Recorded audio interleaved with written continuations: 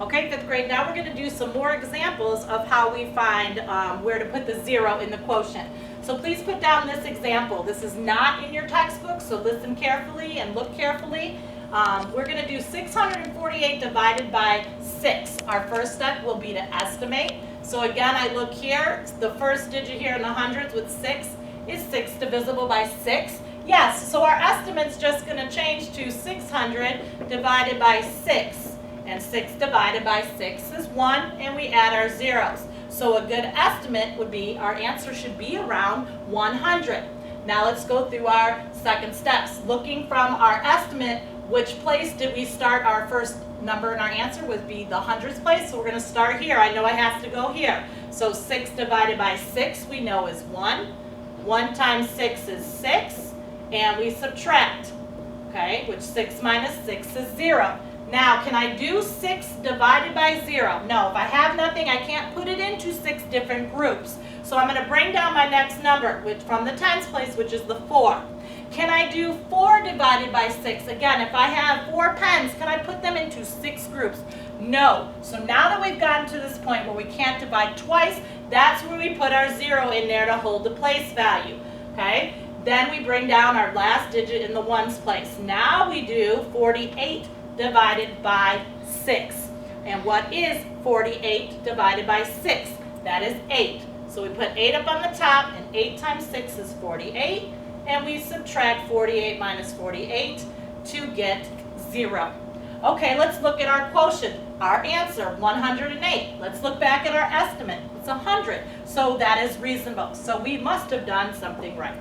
Okay, let's do another example. One more together for this type.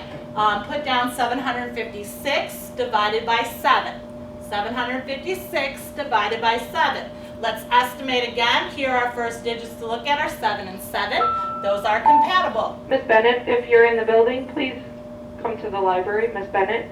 Okay, so we are going to do Thank you. 700 divided by 7. 7 divided by 7 is 1, and we put our 2 zeros. So again, our estimate comes out to be about 100.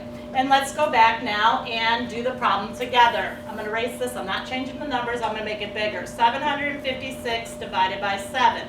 7 divided by 7 gives us 1. 1 times 7 is 7. And we subtract. We check. 0 cannot be divided by 7, so I bring down the 5. Now we have 5 divided by 7. Can we put 5 into 7 groups? No. So this is where we put our 0 and bring down our next number. Now what is 56 divided by 7? 8. Perfect. 8 times 7 is 56, and we subtract. 56 minus 56 gives me 0.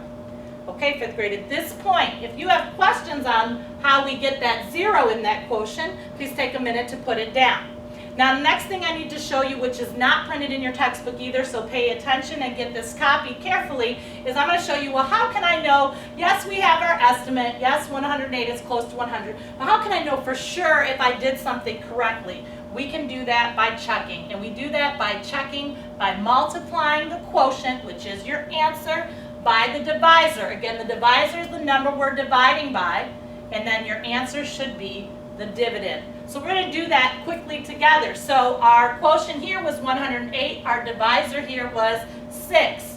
What is 108 times 6? 6 times 8 is 48. We regroup your 4. 6 times 0 is 0. Add the 4, which is 4. And 6 times 1 is 6. Our end answer is 648. Is that the dividend? Yes, it is. So we did it correctly. Okay, we can check this one. 108 times 7. 7 times 8 is 56.